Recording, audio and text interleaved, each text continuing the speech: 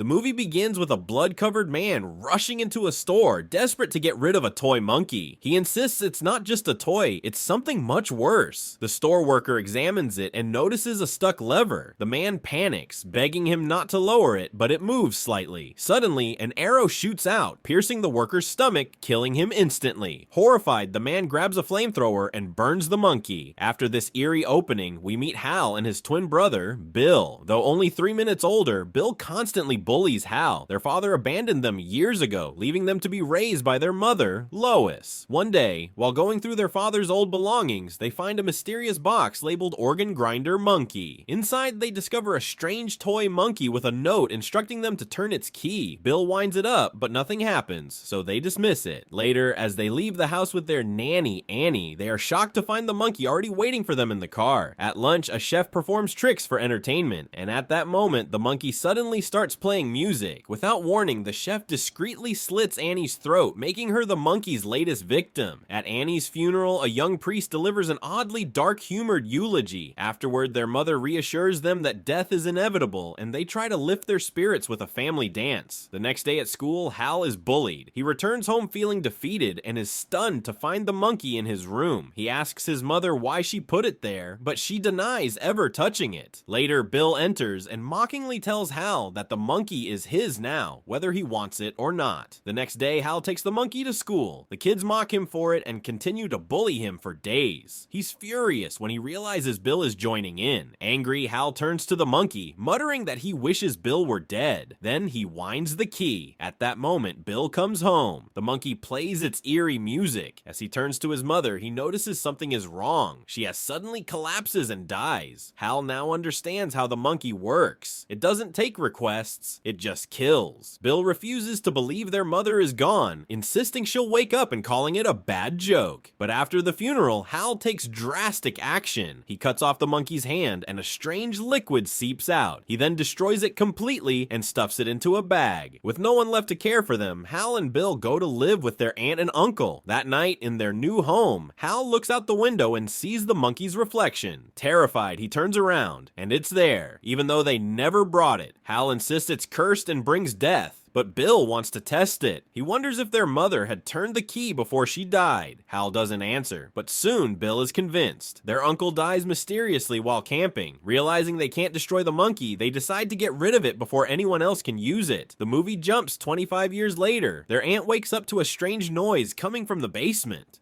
On her way back upstairs, the stairs collapse and she falls, slamming her face into a hook. Bleeding, she cleans her wound with alcohol. Then, she smells gas near the stove. A sudden ignition sets her on fire, and she stumbles outside, her head crashing into a sign, killing her instantly. Meanwhile, Hal has cut all ties with Bill and his family. He avoids making friends, fearing the monkey will return and kill someone he cares about. At work, he tells his coworker Dwayne that he has to leave early to pick up his son, Petey. He only sees Petey once a year, and today he's taking him to a roller coaster park. Hal meets up with his ex-wife and her new husband, Ted, who wants to adopt Petey, meaning Hal won't have to see him anymore. As they talk, Petey appears behind Hal. Elsewhere, Bill has sent someone named Ricky to retrieve the monkey toy. Ricky finds it outside their late aunt's house. Later that night, Petey asks Hal if he has any siblings. Hal lies and says no. That night, Hal wakes up from a nightmare about the monkey. Then the phone rings. It's Bill. Hal hasn't spoken to him in 10 years. Bill informs Hal that their aunt has died, and the police have described the incident as an unusual accident. With no one else to handle her belongings, Bill insists that Hal must go through them. However, Hal refuses, explaining that he has promised to spend the entire week with Petey. Despite Hal's reluctance, Bill remains firm, believing that they must check if the monkey is still there as it continues to pose a threat to their family.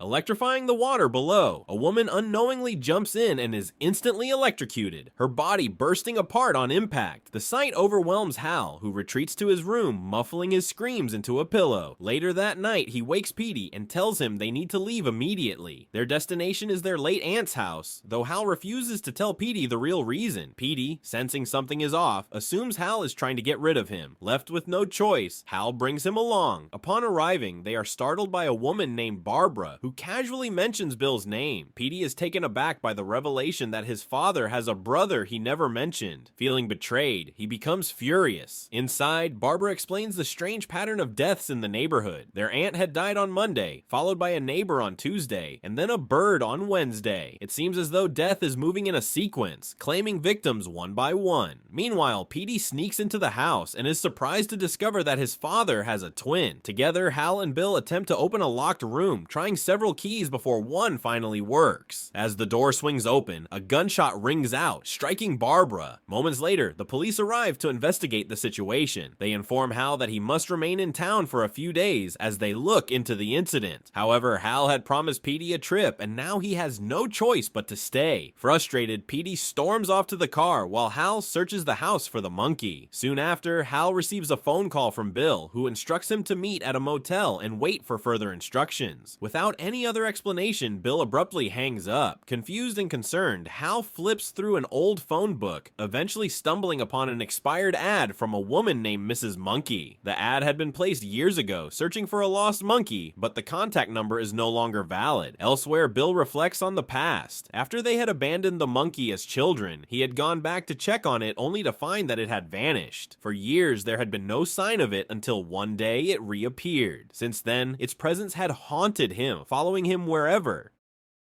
he went. Determined to stop it, he spent years searching, preparing for its inevitable return. Now, thanks to Ricky, the monkey had found its way back to him. Despite Bill's warnings, Ricky becomes fixated on retrieving the toy. To him, it represents a connection to his late father, and he offers money to take it back. Bill refuses, adamant that it is not just a simple toy and should never be in anyone else's hands. Meanwhile, Hal, overwhelmed by everything happening, tells Petey that he is not a good influence on him and that Ted, his ex-wife's new partner, would be a better father. With tensions rising, they arrive at an apartment where Bill calls again. This time, his request is far more sinister. Since the one who turns the monkey's key never dies, he proposes that Petey should be the one to do it, leaving fate to decide whether Hal or Bill will be the next victim. Hal is horrified by the suggestion and refuses immediately. His only priority is getting Petey back to his mother safely. The situation escalates into a heated argument during which Hal, in frustration, thoughtlessly refers to Petey as an accident. Realizing the weight of his words, he quickly corrects himself, emphasizing that Petey is the most important part of his life and not a mistake. Their conversation is interrupted by a sudden knock at the door. Ricky, now disguised as a police officer, forces his way in, attacking them at gunpoint. He demands that they drive to Bill, where Petey will be forced to take the monkey and hand it over. As they comply, Petey learns for the first time that all the chaos and death surrounding them are because of the monkey toy. Hal, desperate to protect him, warns him never to turn the key. Upon arriving, Petey carefully makes his way inside and immediately spots a trap on the staircase, which he manages to avoid. Meanwhile, Hal and Ricky, still in the car, notice a massive beehive in front of them, its presence unnerving them. Petey reaches the room where Bill is waiting. Bill, appearing eerily calm, introduces the monkey to him, explaining that it once belonged to their grandfather, who also shared Petey's name. He insists that the monkey is broken and asks Petey to help fix it. Hesitantly, Petey turns the key and the monkey comes to life, playing its eerie tune. At that moment outside the house, the beehive bursts open. A swarm of bees violently attacks Ricky, filling his mouth and suffocating him. As he flails in agony, he becomes the monkey's next victim. Inside, Bill hears his brother's voice and is surprised to find that Hal is still alive. Convinced that the monkey is not done yet, he grabs it and attempts to force it to play its drums. However, this time, the monkey resisted. It remains silent, refusing to move until Bill forcefully shoves it aside. Suddenly, it begins playing wildly, its drumming more intense than ever before. Outside, chaos unfolds. The monkey's activation triggers a series of accidents, resulting in mass casualties throughout the town. People collapse, structures crumble, and destruction spreads rapidly. Hal confronts Bill, asking why he is so determined to see him dead. Bill, consumed by rage, reveals that he has always blamed Hal for their mother's death. He believes Hal was meant to die that day instead. Despite his hatred, but deep down, he knows he never had control over the monkey's actions. Their mother's death was inevitable. The realization that they have wasted years in hatred weighs on both of them. Hal, wanting to mend their broken relationship, expresses his desire for them to be brothers again. Bill, reminiscing about their childhood tricks, finally agrees. For the first time in years, they share a brief moment of reconciliation. Bill even suggests going on a road trip together. Their fragile peace is shattered when the monkey suddenly strikes its drums once more. This time, the consequences are immediate. A cannon is triggered, firing directly at Bill. In an instant, his head is blown off. The road trip that could have healed their broken bond will never happen. As Hal and Petey drive through the ruined town, they witness the full extent of the monkey's destruction. Every single person in the neighborhood has perished. The monkey, having traveled with them, remains in the back seat. They stop at a red light. An old man on a horse slowly passes by, unaffected by the devastation around him. Without speaking, they continue driving. Hal, now emotionally drained, looks at Petey. Remembering something their mother used to say, he suggests they dance. A moment later, a bus filled with cheerleaders loses control. As it crashes, everyone on board perishes, marking yet another tragedy in the wake of the cursed monkey.